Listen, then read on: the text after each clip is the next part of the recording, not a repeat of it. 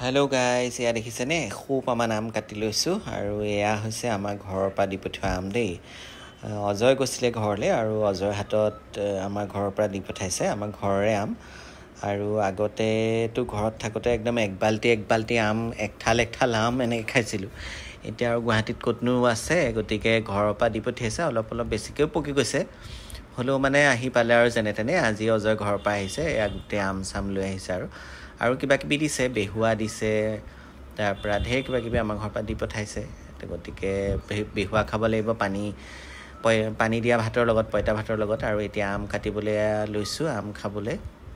যিহেতু ঘৰৰ আম অকণমান হ'লেও ভাল লাগে খাই, কিন্তু এয়া সৰহকৈ দি পঠিয়াইছে বাৰু। কিন্তু খালি অকণমান বেছিকৈ পকি গৈছে আৰু বেছি নৰম হৈ গৈছে মানে আমটো। কিন্তু আগৰ দিনবোৰ মনলৈ আহি গৈছে, এক বাল্টি আৰু দুপৰীয়া সময়ত আম খাওঁ। মোৰ আগতে লগত পঢ়া লগৰ ল'ৰাবোৰো আহে দুপৰীয়া আমাৰ ঘৰত আম খাবলৈ দেই। আমাৰ আম বহুত আছিলে মানে। এইটো আম বেয়া হৈছে, অকণ পোক ওলাইছে দেখিছেনে? কিন্তু ইমান বেছি ধুনীয়া মিঠা আমখিনি। মানে আমাৰ ঘৰৰ সচটোৱে অলপ বেলেগ মানে আমৰ, গতিকে বিৰাট ধুনীয়া আছিলে। আৰু মোৰ আগতে লগৰ ল'ৰাখিনি আহি দুপৰীয়াৰ পৰা আমৰ জুচ আৰু এগিলাচ খাওঁ আৰু লেজাৰত আহোঁ স্কুলৰ পৰা। আহি পেলাই আকৌ আম খাবলৈকে আহোঁ, তাৰপৰা আকৌ গুচি যাওঁ। গতিকে আগৰ পুৰণা দিনৰ কথা কেইটামানো ক'লোঁ আপোনালোকক। আৰু আজি আমাৰ ঘৰৰ পৰা দি পঠোৱা আম কাটি আছোঁ এয়া, গতিকে আপোনালোকৰ আগত শ্বেয়াৰ কৰিছোঁ। আৰু চবৰে ঘৰত আম আছে আৰু গাঁওবিলাকত আম নথকা নাই, কিন্তু নিজৰ ঘৰৰ আম আহিছে যেতিয়া গুৱাহাটীলৈকে আৰু অজয়ে লৈ আহিছে, গতিকে সেইকাৰণে আপোনালোকৰ আগত ভিডিঅ'টো শ্বেয়াৰ কৰিছোঁ। আম খাওঁ বোলো আৰু আপোনালোকৰ আগত শ্বেয়াৰ কৰোঁ। গতিকে দেখিছেনে আমৰ কালাৰটো ইমান বেছি ধুনীয়া মানে, আৰু বহুত আম লাগে মানে, একদম বহুত আছিলে। কিন্তু বেছি পোক নাই বাৰু, কিন্তু খুব মিঠা আৰু আমটো খাবলৈ। আৰু খালি মানে সেয়া আৰু মানে কালি নে পৰহি ভৰাই থ'লে যে বেগত,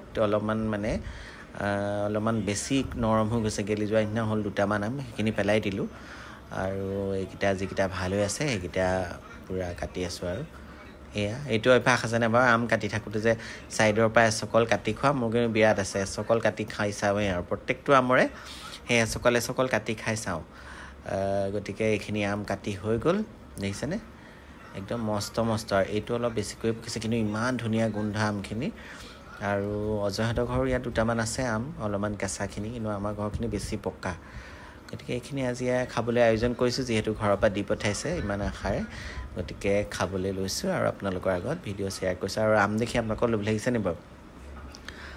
আম দেখিনো আৰু কাৰ লোভ নালাগিব হয়নে? আৰু কিনিতো চবেই খাইছে, কিন্তু ঘৰৰ আম খোৱাটো এটা আমেজটো সুকীয়া। গতিকে সেইকাৰণে ভাবিলোঁ আজি ভিডিঅ'টো কৰোঁ আৰু আপোনালোকৰ আগত শ্বেয়াৰ কৰোঁ। গতিকে ধুনীয়াকৈ আম কাটি ল'লোঁ, আৰু মিঠা আম যেতিয়া ইয়াত নিমখ জলকীয়া দিয়াৰ কথাই নাই আৰু। গতিকে এডাল আম ল'ম আৰু এতিয়া পূৰা একদম খাই যাম আৰু চুপি আৰু দেই। বিৰাট মন গৈছে, আৰু আম ঘৰৰ আম বুলি কৈছে আৰু খুব গোন্ধে মলমলাই আছে। গতিকে আম খাওঁ, আৰু আপোনালোককো ভিডিঅ'টো শ্বেয়াৰ কৰিলোঁ। আৰু আপোনালোকেও ধুনীয়া আম খাওক, ধুনীয়া একদম কালাৰফুল হৈ আম খাওক, ধুনীয়াকৈ মিঠা আম খাওক। গতিকে আমিও আম খাই এনজয় কৰোঁ, আৰু আপোনালোকেও আম খাই এনজয় কৰক। যিহেতু বতৰৰ ফল, বতৰত খালেহে ভাল লাগে। গতিকে আপোনালোকেও খাওক, আৰু আমিও খাইছোঁ। গতিকে আজি ভিডিঅ'টো আমৰ ওপৰত দেই।